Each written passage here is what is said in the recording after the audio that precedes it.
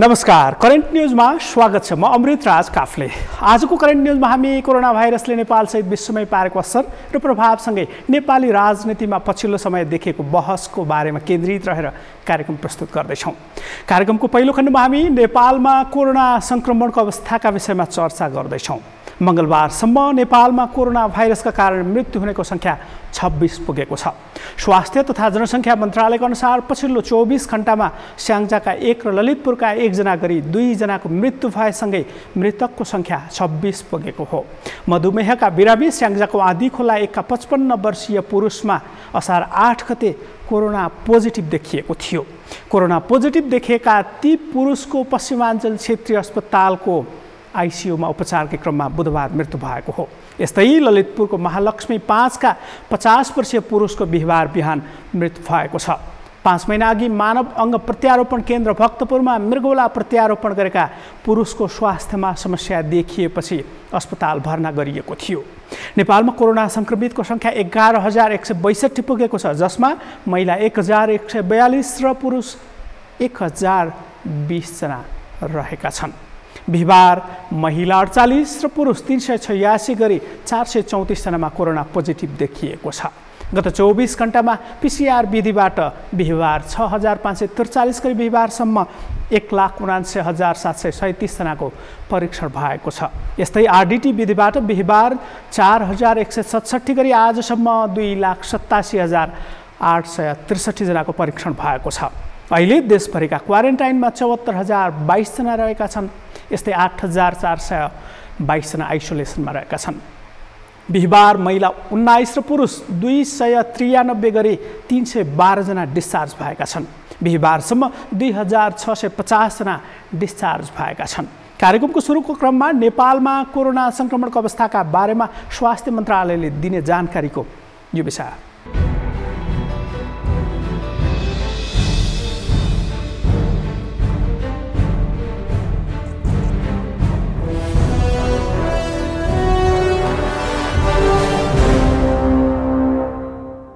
विगत 24 घण्टामा हाम्रो 22 वटा प्रयोगशालामा 6,543 जनाको आरटीपीसीआर विधिबाट नमुना परीक्षण भएका छन्।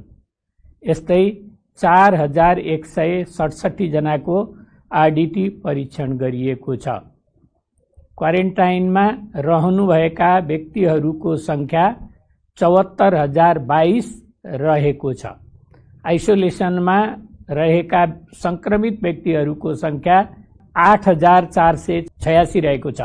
कोभिड-19बाट संक्रमण मुक्त भई गत 24 घण्टामा डिस्चार्ज हुनेहरूमा जलेश्वर अस्पताल महोत्तरीबाट 21 पुरुष, दुल्लु अस्पताल दुल्लुबाट 2 महिला र 5 पुरुष, गौरी शङ्कर कलेज रौतहटबाट 3 महिला र 77 पुरुष, अल्पाइन नर्सिङ इन्स्टिच्युट सर्लाहीबाट 69 पुरुष, कोभिड-19 युनिफाइड कमान्ड हस्पिटल बलम्बुबाट 1 पुरुष, त्रिभुवन विश्वविद्यालय शिक्षण अस्पताल महाराजगञ्ज काठमाडौँबाट 2 पुरुष, आइसोलेसन सेन्टर खजुरा बाँकेबाट 2 महिला र 4 पुरुष, बर्दियाबाट 2 महिला, आइसोलेसन सेन्टर बनकटुवा बाँकेबाट 3 पुरुष, आइसोलेसन सेन्टर राप्ती सोनारी बाँकेबाट 1 महिला 10 पुरुष, आइसोलेसन सेन्टर पिपरी कोहलपुर बाँकेबाट 6 पुरुष, लायन्स डेन्टल आइसोलेसन सेन्टर बाँकेबाट 6 पुरुष, प्रादेशिक अस्पताल सुर्खेत र दैलेखबाट 1 पुरुष, सुर्खेतबाट 3 महिला 29 पुरुष, प्रादेशिक अस्पताल जनकपुर धनुषाबाट 4 पुरुष, साई कृष्ण आइसोलेसन सप्तरीबाट 3 महिला र 12 पुरुष, सपै आइसोलेसन सेन्टर धनुषाबाट 3 महिला 42 पुरुष, सिराबाट 1 पुरुष।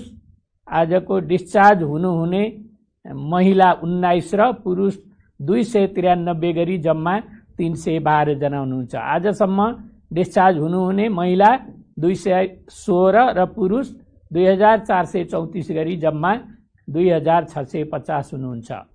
आरटीपीसीआर नमुना सङ्कलनको नतिजा गएको 24 घण्टामा यस प्रकार छ।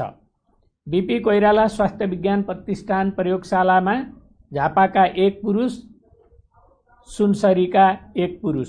कोशी अस्पताल विराटनगर प्रयोगशालामा सप्तरीका 8 पुरुष, सुनसरीका 2 महिला र 2 पुरुष। प्रादेशिक जनस्वास्थ्य प्रयोगशाला विराटनगरमा मोरङका 1 पुरुष। प्रादेशिक जनस्वास्थ्य प्रयोगशाला जनकपुरमा धनुषाका 9 पुरुष, मौतरीका 5 पुरुष, सिराहाका 1 महिला र 1 पुरुष हुनुहुन्छ। यसैगरी राष्ट्रिय जनस्वास्थ्य प्रयोगशाला टेकुमा अछामका 4 महिला र 9 पुरुष, बैतडीका 1 पुरुष, बजाङका 3 महिला र 13 पुरुष, बाजुराका 2 महिला 2 पुरुष, डडेलधुराका 1 महिला र 11 पुरुष, कैलालीका 2 पुरुष, कञ्चनपुरका 11 महिला र 48 पुरुष, रौतहटका 38 पुरुष र सर्लाहीका 5 पुरुष हुनुहुन्छ। भरतपुर अस्पताल प्रयोगशालामा पाल्पाका 7 महिला र 86 पुरुष र किडजन्य अनुसन्धान तालिम केन्द्र हेटौडामा 12 का 1 पुरुष हुनुहुन्छ। यसैगरी पाटन अस्पताल ललितपुर प्रयोगशालामा डोल्पाका 1 पुरुष, काठमाडौँका 2 महिला 2 पुरुष, ललितपुरका 1 पुरुष र सुनसरीका 1 पुरुष हुनुहुन्छ। त्रिभुवन विश्वविद्यालय शिक्षण अस्पताल महाराजगञ्ज प्रयोगशालामा भक्तपुरका 1 महिला र 3 पुरुष। पोखरा स्वास्थ्य विज्ञान प्रतिष्ठान पोखरामा नवलपरासीका 1 महिला र 4 पुरुष, तनहुका 2 महिला र 7 पुरुष हुनुहुन्छ। प्रादेशिक जनस्वास्थ्य प्रयोगशाला पोखरामा बागलुङका 2 पुरुष, म्याग्दीका 1 महिला र 5 पुरुष र स्याङ्जाका 1 पुरुष हुनुहुन्छ। यस्तै प्रादेशिक जनस्वास्थ्य प्रयोगशाला रूपन्देहीमा नवलपरासीका 3 पुरुष, प्युठानका 2 महिला र 5 पुरुष, पाल्पाका 28 पुरुष र रूपन्देहीका 4 महिला र 3 पुरुष हुनुहुन्छ। यस्तै भेरी अस्पताल प्रयोगशालामा रुकुम पूर्वका 1 पुरुष, बर्दियाका 1 महिला र 5 पुरुष हुनुहुन्छ। त्यस्तै सुर्खेत प्रादेशिक अस्पताल प्रयोगशालामा बैतडीका 1 पुरुष, बजाङका 2 पुरुष, बाँकेका 1 पुरुष, दैलेखका 1 महिला र 17 पुरुष, दार्चुलाका 1 पुरुष, धादिङ, इलाम, जुम्ला, कैलालीका 1 पुरुष, कालीकोटका 1 महिला र 2 पुरुष, कास्कीका 1 पुरुष, लमजुङका 1 पुरुष र सल्यानका 1 पुरुष। सुर्खेतका 13 पुरुष हुनुहुन्छ। कर्णाली स्वास्थ्य विज्ञान प्रतिष्ठान जुम्ला प्रयोगशालामा बैतडीका 1 पुरुष, बाजुराका 4 पुरुष, बाँकेका 3 पुरुष, दैलेखका 1 महिला, दाङका 1 पुरुष, धादिङका 1 पुरुष, गोर्खाका 2 पुरुष, गुल्मीका 1 पुरुष, इलामका 1 पुरुष, जुम्लाका 1 पुरुष, कञ्चनपुरका 1 पुरुष, खोटाङका 1 पुरुष, लमजुङका 1 पुरुष, ओखलढुङ्गाका 2 पुरुष, पाल्पाका 1 पुरुष, रामेछापका 2 पुरुष र ताप्लेजुङका 3 पुरुष हुनुहुन्छ। आजको जम्मा महिला 48 र पुरुष 386 गरी जम्मा 434 जना संक्रमित भेटिनु भएको छ र हालसम्म कुल महिला 1142, पुरुष 10,020 गरी जम्मा 11,162 जना संक्रमित हुनुहुन्छ र बागमती प्रदेशको रसुवा जिल्ला बाहेक 76 जिल्लामै कोभिड-19 संक्रमित भेटिनु भएको छ।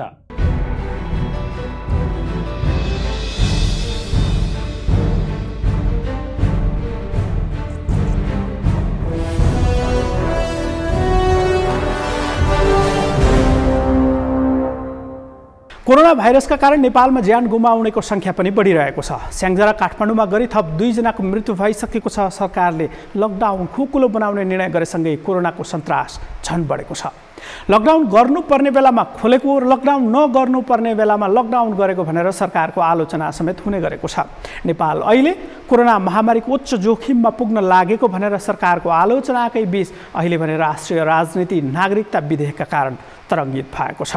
विदेशी बुहारीलाई नेपाली पुरुषसँग विवाह गरेको 7 वर्षसम्म नेपालमा स्थायी रूपले बसोबास गरी विदेशी नागरिकता त्यागेको प्रमाण पेश गरेपछि मात्रै नेपाली अङ्गीकृत नागरिकता दिने व्यवस्था सहितको विधेयक संसदमा पारित हुने क्रममा पुगेपछि पक्ष र विपक्षमा आलोचना र समर्थन भइरहेको छ। समितिले बहुमतबाट पारित गरेको सो प्रावधान सहितको नागरिकता विधेयक अहिले प्रतिनिधि सभामा पुगेको छ। बिहिबार पनि राष्ट्रिय सभा बैठकमा समेत यो विषयले प्रवेश पाएको छ।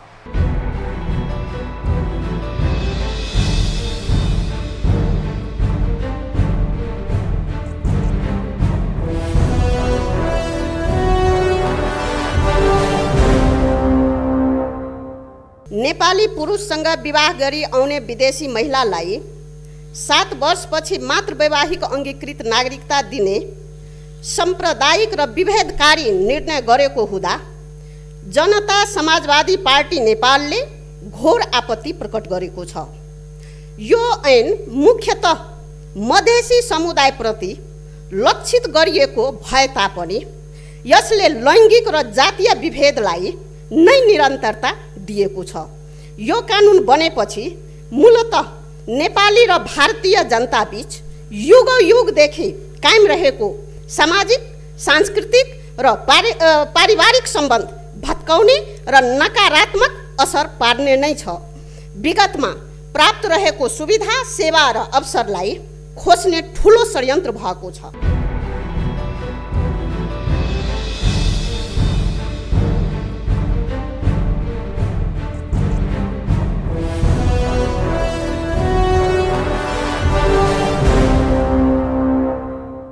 सरकारले नेपालमा मौजुदा आएको नागरिकता विधेयकमा संशोधन गर्न भन्दै 2 वर्ष अघि संसदमा नागरिकता विधेयक दर्ता गरेको थियो। तर अङ्गीकृत नागरिकताका विषयमा सत्तारूढ दल नेकपा र प्रमुख प्रतिपक्ष दलका बीचमा सहमति कायम हुन नसक्दा 22 महिना विधेयक अल्मलिएको थियो। नेपाली पुरुषसँग विवाह गरेकी विदेशी महिलालाई कहिले र कस्तो प्रकारको नागरिकता दिने भन्ने विषयमा प्रमुख राजनीतिक दलका बीचमा सहमति कायम हुन सकेको थिएन। नेपाली काङ्ग्रेस सहितका दलले अहिले मौजुदा कानुन अनुसारकै व्यवस्था अर्थात् विवाह गरेर नेपाल आएर विदेशी नागरिकता त्यागेको प्रमाण पेश गरेपछि अङ्गीकृत नागरिकता दिनुपर्ने पक्षमा वकालत गर्दै आएका छन्। तर सत्तारूढ दल नेकपाले भने केही समयपछि मात्रै नागरिकता दिनुपर्ने भन्दै आएको छ। कार्यक्रममा एकैछिन विश्रामपछि नागरिकता विधेयकले तरङ्गित बनाएको नेपाली राजनीतिका विषयमा थप सामग्री सहित उपस्थित हुनेछु, हेर्दै गर्नुहोला।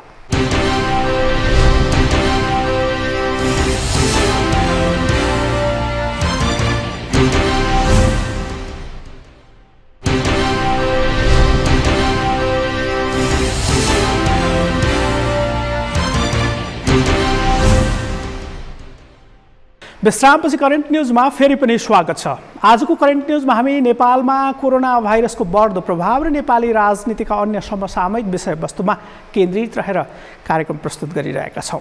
नागरिकता संशोधन विधेयक प्रतिनिधि सभामा गत मङ्गलबार राज्य व्यवस्था समितिको प्रतिवेदनसहित पेश भएको छ। अब विधेयकमा सामान्य छलफल चलाएर पारित गर्ने तयारी छ। आगामी 17 गते बुधबारका लागि बोलाइएको प्रतिनिधि सभाको बैठकले सम्भवतः विधेयक पारित गर्नेछ। राज्य व्यवस्था समितिबाट बहुमतले पारित भएको विधेयक संसदमा समेत सर्वसम्मत पारित हुने सम्भावना छैन। राष्ट्रिय सभामा नागरिकता विधेयक बाहेकका विषयमा समेत बहस हुने गरेको छ। भारतले मिचेको नेपालको भूमि फिर्ता ल्याउने पहिलो कदमका रूपमा सरकारले नयाँ राजनीतिक नक्सा जारी गरिसकेको छ। त्यही नक्साका विषयमा समेत संसदमा बहस भइरहे पनि अन्ततः संविधान संशोधन मार्फत नेपालको नक्सा संविधानको अनुसूचीमा राखिसकेको छ। अहिले भने चीनले समेत नेपालको भूमि मिचेको भन्दै चीनले मिचेको भूमि समेत फिर्ता ल्याउन पहल गर्न सांसदहरूले माग गर्न थालेका छन्। बिहिबारको राष्ट्रिय सभामा समेत काङ्ग्रेस सांसदहरूले चीनले मिचेको नेपाली भूमि फिर्ता ल्याउन ध्यान आकर्षण गराए।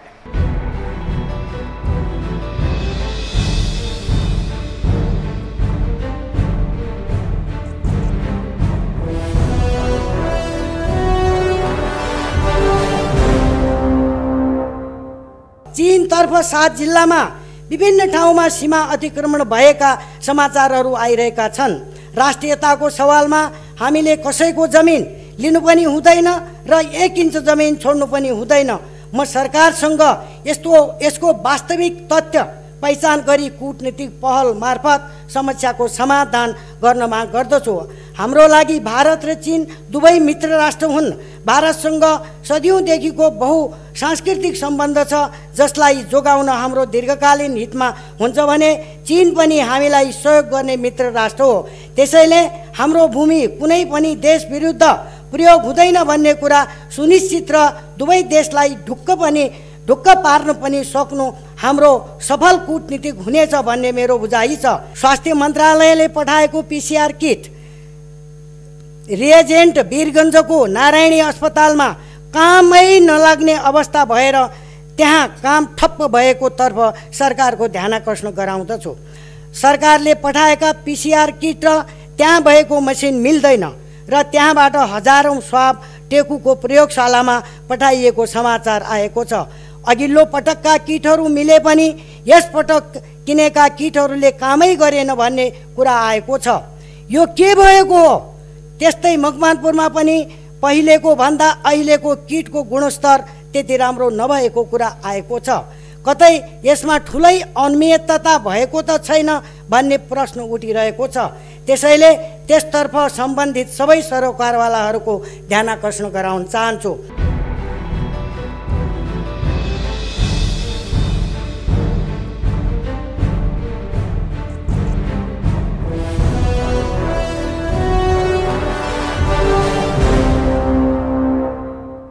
प्रतिनिधि सभामा छलफल सुरु हुने क्रममा रहेको नागरिकता विधेयकका विषयमा राष्ट्रिय सभामा भने अहिले प्रवेश पाइसकेको छ। राष्ट्रिय सभाको गत सोमबारको बैठकमा काङ्ग्रेस सांसद जितेन्द्र नारायण देवले नागरिकता विधेयकका कारण राजनैतिक दुर्घटना हुने चेतावनी दिएका थिए। उनको तर्क थियो, नेपालमा 58 वर्षदेखि कायम रहेको नागरिकता पाउने व्यवस्थामा कम्युनिस्ट नेतृत्वको अहिलेको सरकारले विभेदकारी व्यवस्था सहितको कानुन निर्माण गरेर मुलुकलाई द्वन्द्वतिर धकेल्यो। सरकारी निर्णय नसचिए मधेसमा फेरि सङ्घर्ष सुरु हुन सक्छ। तर त्यसको जवाब राष्ट्रिय सभाको मङ्गलबारको बैठकमा नेकपा सांसद रामनारायण बिडारीले दिइसकेका छन्। यसको मतलब सांसदहरूका बीचमा आरोप प्रत्यारोप अहिले पनि जारी छ। नागरिकता विधेयकले नेपालमा राजनीति नै तरङ्गित बनाएको बेला कोरोना महामारीले भने भयानक रूप लिन थालेको छ।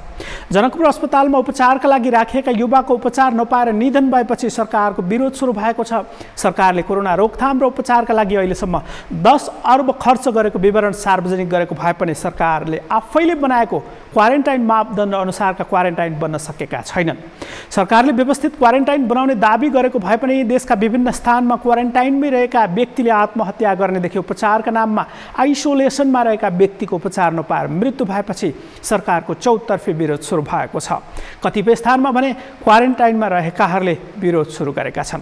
त्यस्तै विरोध भएको छ दाङमा कोरोना परीक्षणको रिपोर्ट आउन ढिलाइ भएपछि क्वारेन्टाइनमा बसेकाहरू आक्रोशित छन्। 17-18 दिनसम्म स्वाबको परीक्षण नतिजा नआउँदा अन्यल र चिन्ता बढेको भन्दै उनीहरू आक्रोशित भएका छन्। दाङबाट हाम्रा सहकर्मी सुशील बस्नेतले पठाएको यो रिपोर्ट।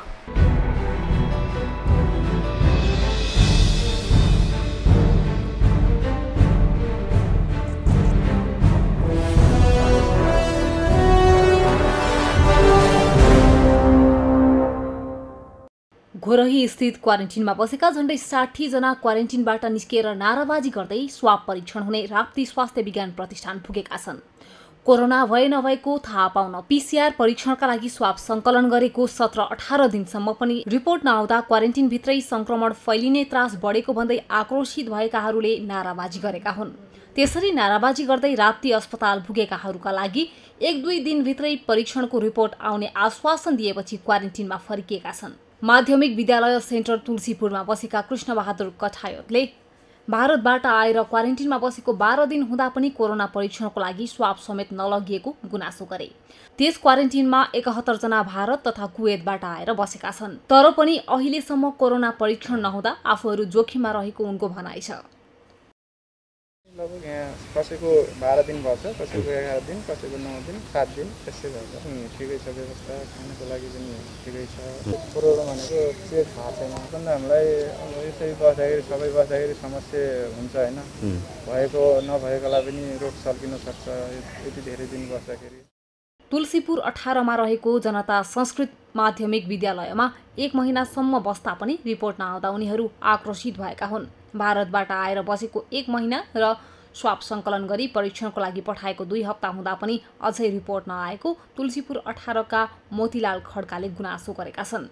उनी जस्तै तुलसीपुर 18 कै बसन्त कुमार बस्नेत पनि 1 महिनादेखि नै क्वारेन्टिनमा छन्। खेतीपाती गर्ने समयमा क्वारेन्टिनमा बस्नु परेको भन्दै तत्काल रिपोर्ट नआए वर्षभरि खानका लागि खेती लगाउन जाने उनी बताउँछन्।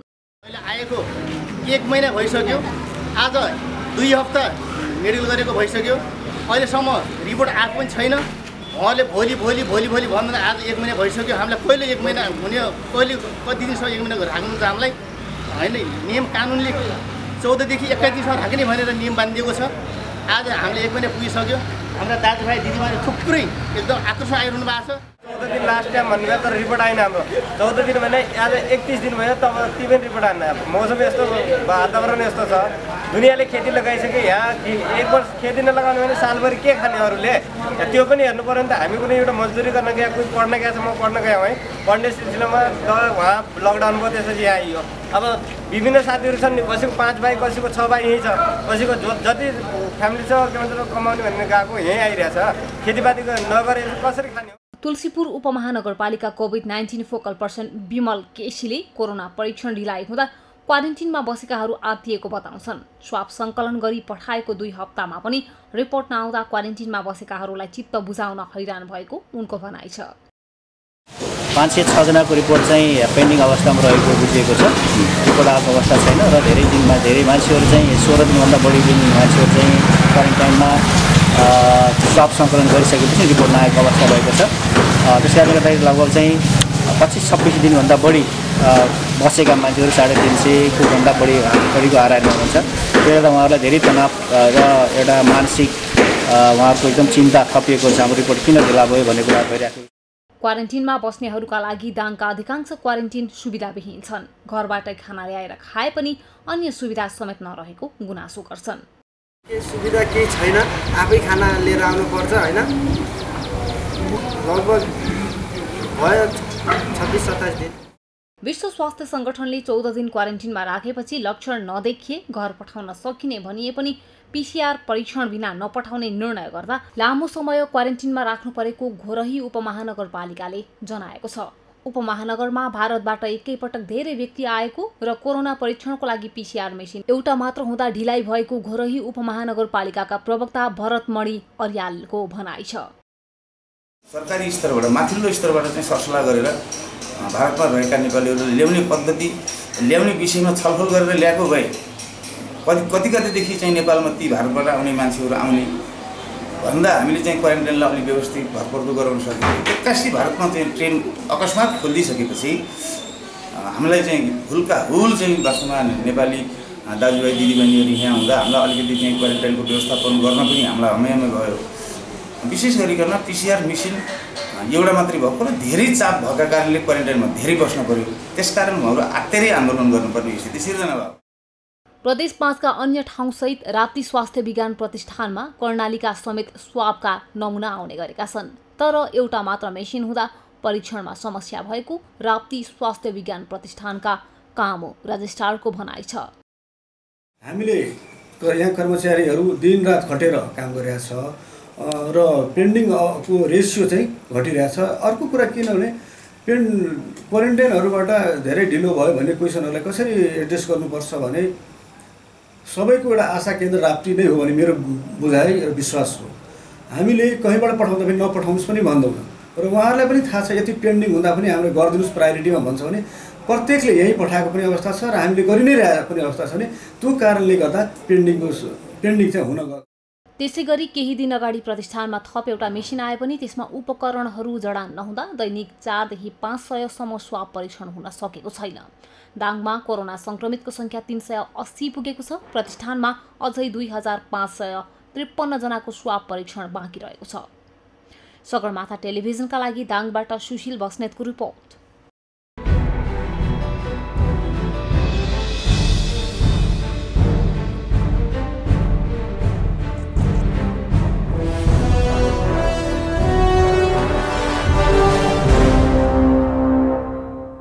दर्शकबिन, सरकारले कोरोना महामारीको यथोचित तरिकाले व्यवस्थापन गर्न नसकेको भन्दै सरकार विरुद्ध आन्दोलन गर्ने क्रम निरन्तर जारी छ। पछिल्लो समय होटल व्यवसायी महासङ्घले 14 बुँदे माग राख्दै तत्काल सम्बोधन नगरे आन्दोलन गर्ने चेतावनी दिएको छ। कोरोना भाइरस सङ्क्रमणका कारण सबै होटल बन्द भएको तर सरकारले साना होटलहरूलाई बेवास्ता गरेको भन्दै आन्दोलनको चेतावनी दिएको छ। सरकारले ठुला तारे होटल र साना होटलहरू बीच विभेद गरेको आरोप व्यवसायीले लगाएका छन्। कार्यक्रमको अबको खण्डमा होटल व्यवसायीहरूको असन्तुष्टिको यो सामग्री।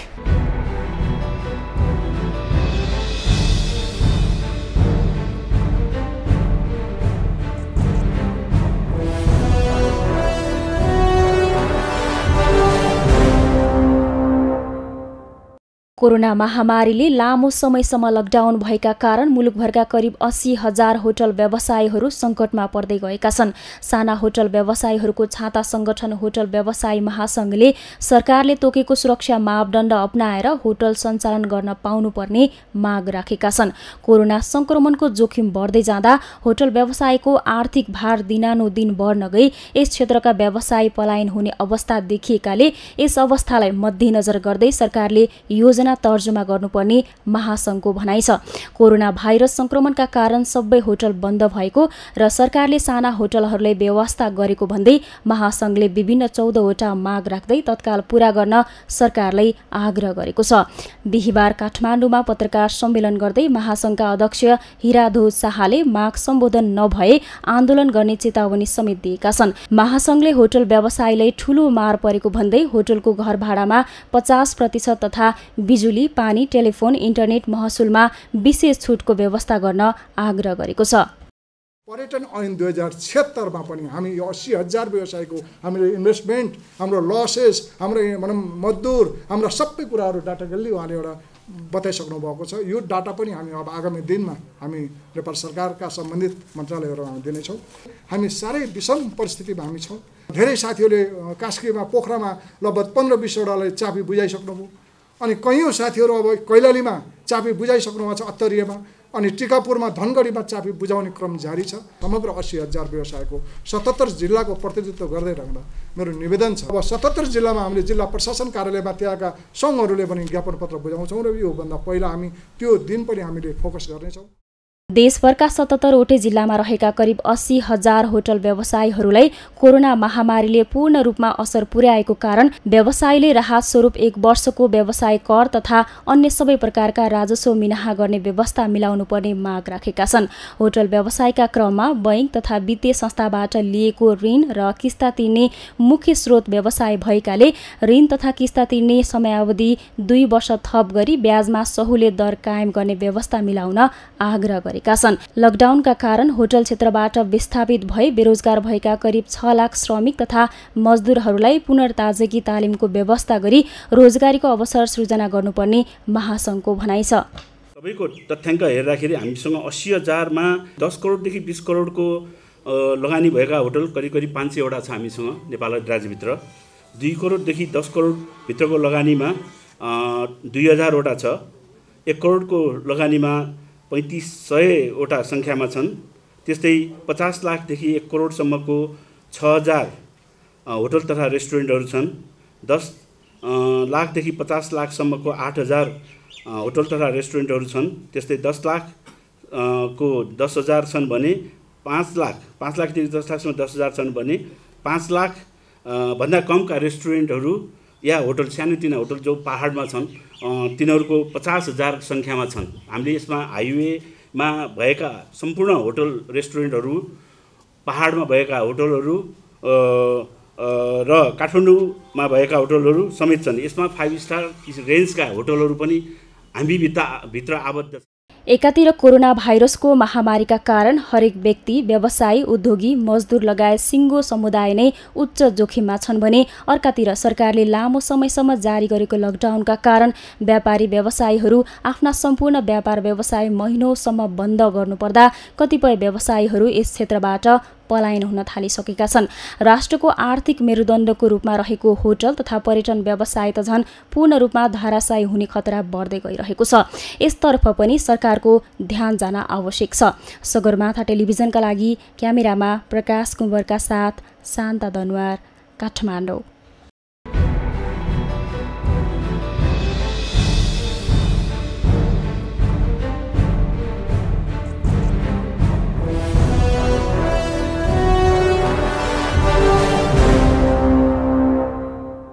कोरोना भाइरसका कारण यो सामग्री तयार पार्ने बेलासम्म संसारभर झन्डै 95,55,000 बढी नागरिक सङ्क्रमित बनेका छन्। 4,85,000 बढीको ज्यान गएको छ। 51,58,000 बढी उपचारपछि निको पनि भइसकेका छन्।